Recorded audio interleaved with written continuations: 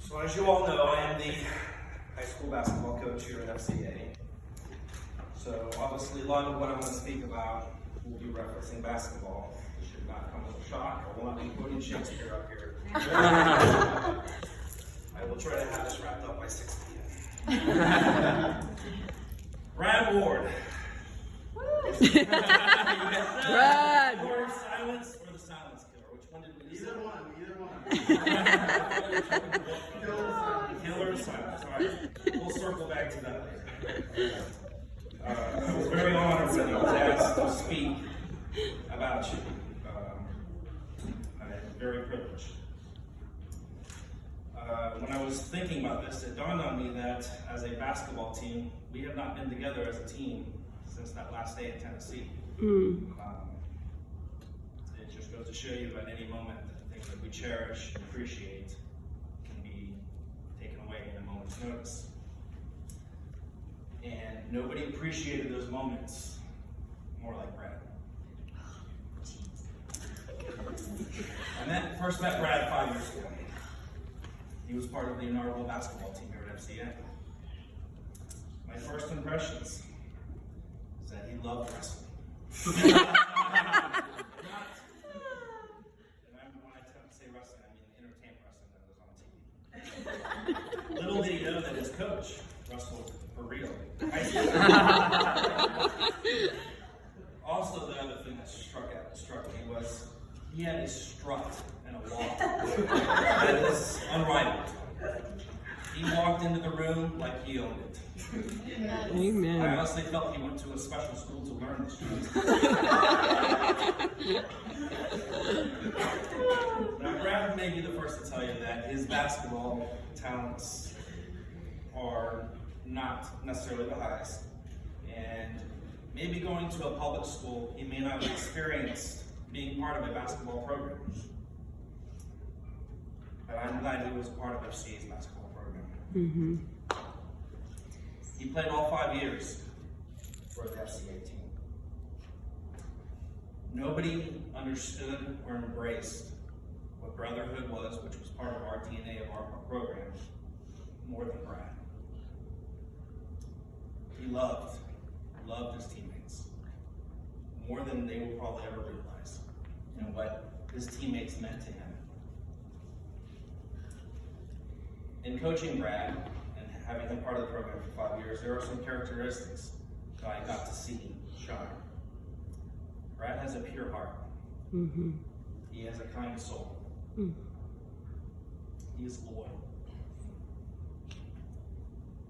He is the kind of guy that 5 years, even if you haven't spoke to him, you called him up and you said, I ran out of gas and I needed you to come here and pick me up, Brad would be there. That's the kind of person Brad is.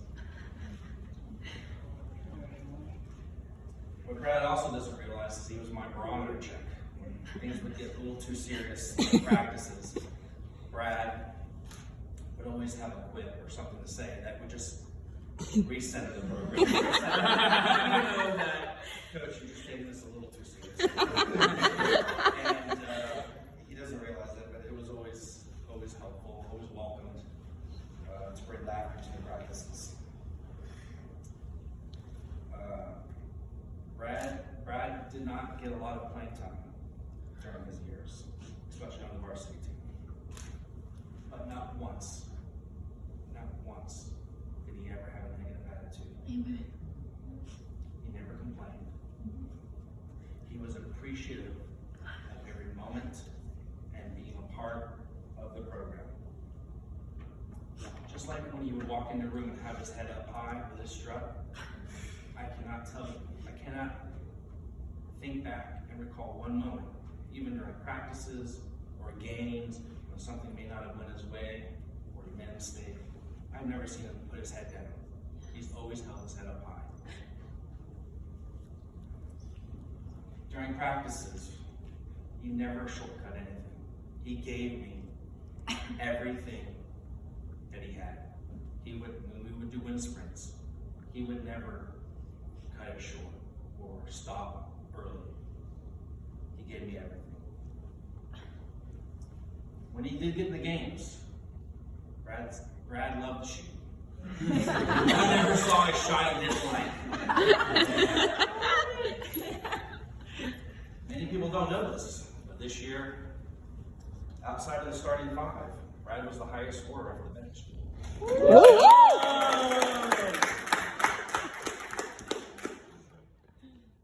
And speaking more about the person that he is, in all the 5 years that he's been with the program, and this is not hyperbole, after every practice, after every game, at some point, he would come up to me and shake my hand and say, "Thank you, Coach."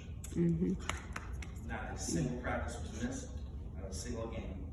I would be caught up in conversation with a parent after a game, and there would be Brad behind them, waiting to shake my hand and thank me.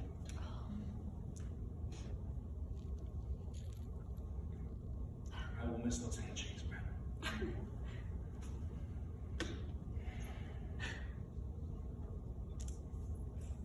This year, Brad got to make the Tennessee trip, whereas the year before, he missed out on it.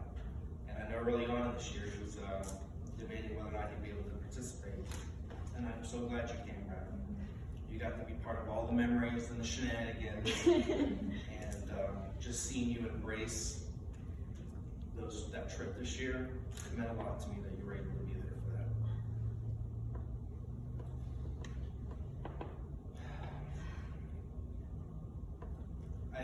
I always knew that Brad appreciated being part of the program, but it was until that last day in Tennessee, I didn't realize how much it meant to him. That last day in Tennessee, we were getting ready to play the championship game that night. It was understood this was our last night as a team. We would be playing our last game of the season that night. And all day throughout the cabin, I was just kind of looking over, and I'd see Brad pacing throughout the cabin. And he was very quiet demeanor.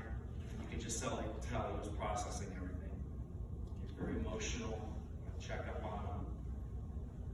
And then that night, he got into the game, last few minutes, and as that clock ticked 0, Brad just let it out. It finally hit him that, playing 5 years for the basketball program would come to an end. You could realize how much it meant to him, playing with his teammates and being a part of all the memories. You could just see the wave of emotion come across. And that's when I understood how much and how thankful I was for Brad to be part of the FCA basketball program and the things that he got to partake in. Some of the highlights for Brad this past year: scoring at the Amway Arena at the Magic. Yeah. Also, from time to time during practices, before we would start wind sprints to end the practice, sometimes the guys would be like, "Well, Coach, we don't really feel like running today." I said, "All right, well, I'll tell you what. Brad, you come on here. Brad, you hit this half-court shot, there's no wind sprints for the day." I think it was once for sure, maybe twice. Brad actually hit the half-court shot.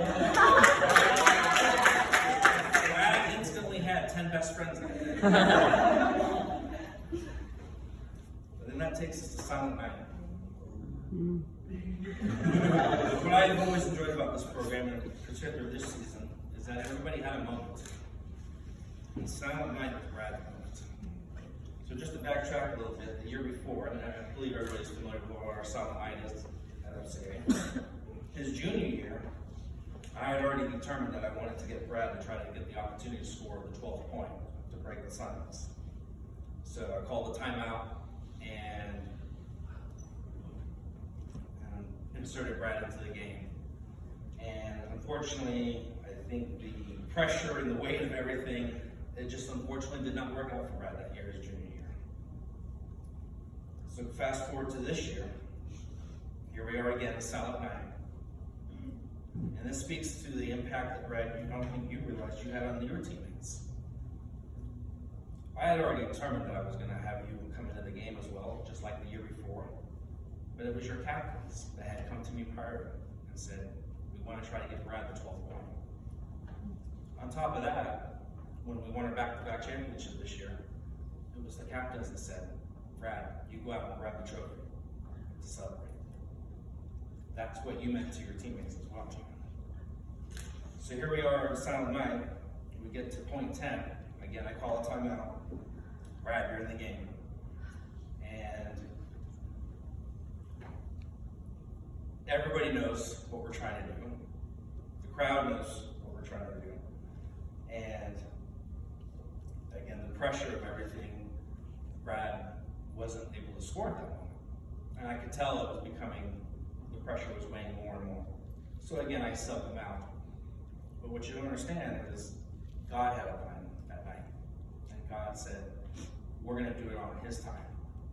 So about a minute later into the game, we still have not scored the 12 point. And one of the starters getting foul trouble. So I was like, Brad, come back into the game. This time, Brad was going to throw away his shot. Hamilton reference. And it just came naturally. The next thing you know, Brad scores the 12th point and breaks the silence. That was always, the crowd goes crazy. But I think on that particular night, the crowd went even a little bit more realistic. And knowing that it was the person of you that broke the silence, and we were all overjoyed with the fact that you were able to do that. And of course, Brad's adrenaline went from 0 to 100 in that moment. And before I could even get him back out of the game, just for a cherry on the top, as we come back on the defensive, and he actually takes an offensive charge just for good measure. This is how he was taught many times in practice. Brad, your future is bright.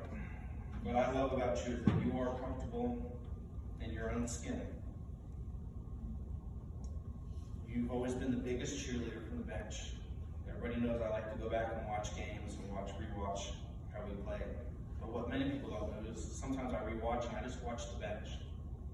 And there was no bigger cheerleader, Brad. Nobody supported the kids that were on that court more than you did. Mm-hmm. You appreciated every moment of being a part of our program. And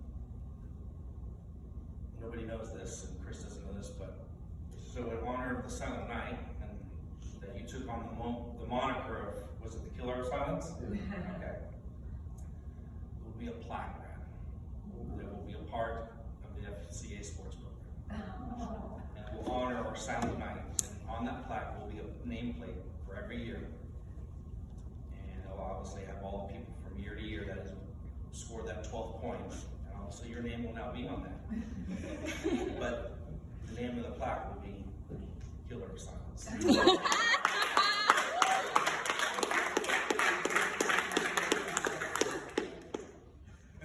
There are some crazy times right now out in this world. And all I will say